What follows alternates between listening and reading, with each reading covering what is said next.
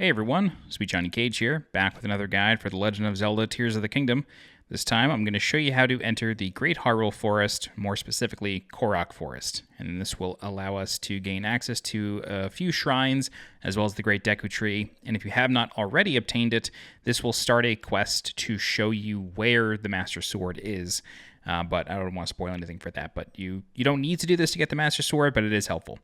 Okay, so you will notice that we are not starting at the Lost Woods, and that is because the Lost Woods is blocked off to us by a sort of gloomy mist.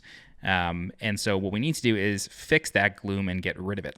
So we're actually going to start here at the Minshi Woods Chasm, and this is just above the Woodland Stable in the Eldin region, Central Hyrule region.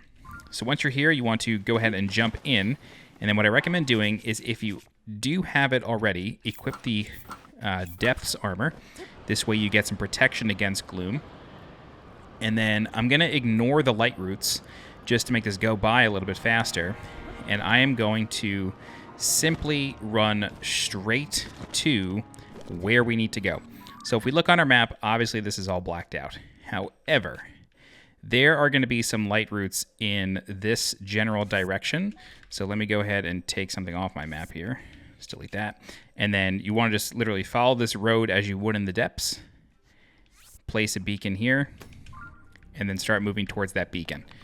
You should also take out some bright bloom seeds. Light your way. But again, we are more or less just going straight for these light roots in the distance here. There are a few light roots in this area. I'm not 100% sure why there's so many, but there are. Okay. Probably should have gone right, but that's okay. All right. I will warn you, there is going to be an encounter with a Floormaster when you get close to where we need to go. I recommend ignoring that. It's kind of unnecessary, and the reason is because we're going to have a mandatory encounter with a Floormaster, as well as what comes after it. So it's really not worth wasting the resources killing it here in the depths. I recommend trying to get any bomb flowers that you come across. They are always helpful, especially against Floormasters. That's going to be our general strategy. So with the Depths armor, you get up to 3 extra hearts of gloom protection. So that's why I'm sort of, just running into it all willy-nilly. Here comes the Floormaster. However, our destination is that pillar you see in the distance here. So that's where we're going to go. You want to try to manage your stamina well. Try not to get caught. It's okay. This is why the gloom armor helps a lot. Try not to get caught by the Floormasters. Just keep on running. Keep on doing what you got to do. Try to get there. Basically get into the red and then start running again. Okay, the music is dying down. I think the Floormasters are about to leave us alone. That's wonderful. Thank you so much. Very good. And again, we're going to have a mandatory encounter with a Floormaster, so, wow, what a shot. So it's not exactly worth our time trying to kill it. All right. So let's climb up here.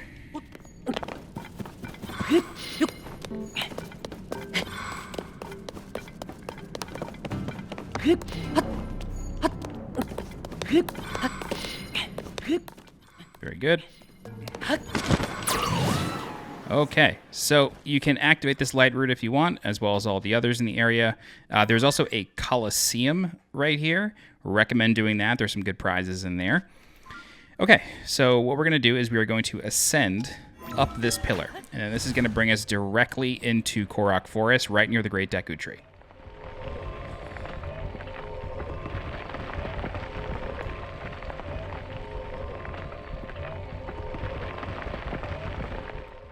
It's quite a way.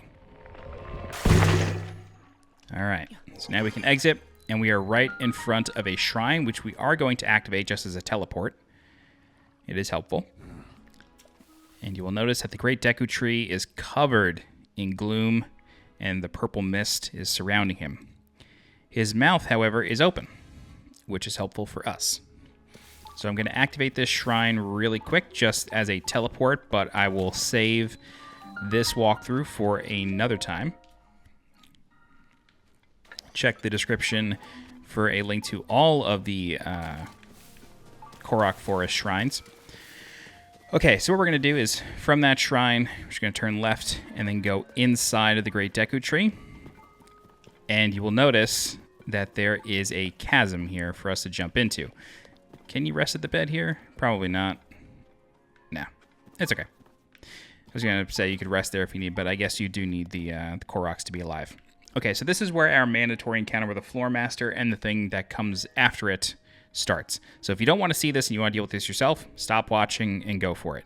Once you defeat what's down here, Korok Forest goes back to normal, and then you can do all the shrines in here, as well as get the quest for the Master Sword. Okay, so because I am ready, I'm going to just check my weapons, make sure I have some decent items. Okay, I'm glad I looked, because I actually have a couple things that I can create here. So let's go ahead and drop a few level 3 construct horns. Actually, Stalnox is...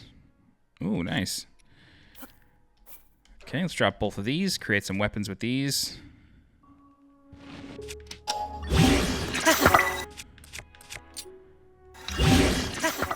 Great. So, what we're going to do... Is this a spear? Good. Okay, spears are really effective against this boss. However, for the Floormaster, I'm mainly going to rely on bomb arrows. Let's take out our strongest bow. We got a level 30 here. Perfect. And then we can drop down into the Deku Tree Chasm. And then basically, once we land, a Floormaster is going to come out. And again, if you have the Depths armor, it's going to come in handy for this Floormaster. All right, so I actually died here, which isn't great. So I'm going to have to redo this, but once the Floormaster comes out, you want to ready your bomb arrows and then get to work. I will warn you, if you do not kill all of the Floormasters in quick succession, they will come back to life. So you do need to kill them all within a few seconds of each other. Otherwise, they will come back with partial health, and that won't be good for anybody. Once you defeat the Floormaster, Phantom Ganon comes out, and I'm going to warn you right now, I only have one fairy, and I don't really have anything food-wise to heal myself, so this is going to be really interesting. However, with a spear, we can sort of keep him at a little bit of a distance.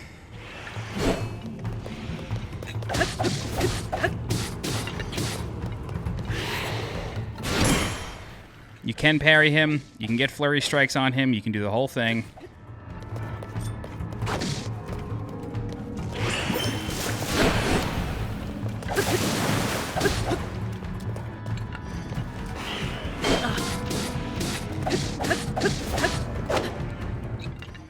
Again, I'm just sort of like, I constantly am pressing B to put my spear away because my spear is two-handed, and then that allows me to ready my shield to block or, you know, at most parry him. Alright, so my weapon's about to run out.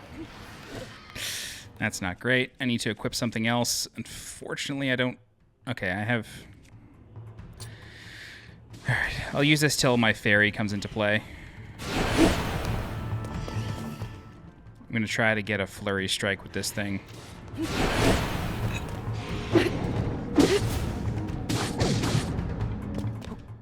Alright, we got him. So that is Phantom Ganon.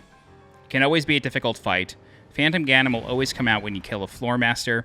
He will always drop some sort of weapon. These weapons are gloom infused. And what that means is anytime you use it and get a hit on something, you lose a heart to gloom. However, as long as you're in the world, and you're not in the depths, you will get that gloom healed off of you, but it's still doing the damage to you, so that you gotta watch out for that. But that's it. That is how to enter Lost Woods, and then this will give you access to some additional shrines here, and then you can check the description below for information on how to complete those shrines.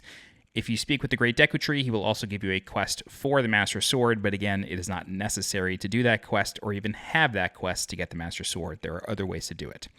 But that's it. All right, if you have any questions, please feel free to leave a comment. I'll do my best to help you out. If you're looking for more guides for The Legend of Zelda Tears of the Kingdom, please subscribe to the channel so you get alerted when new guides go live. If you're interested in supporting the channel monetarily, you can do so by becoming a channel member by clicking the join button below this video. Don't forget to follow me on Twitter and join my Discord. The links for those are in the description below. As always, I'm SweetJohnnyCage. Thank you so much for watching, and I'll see you next time. Bye-bye.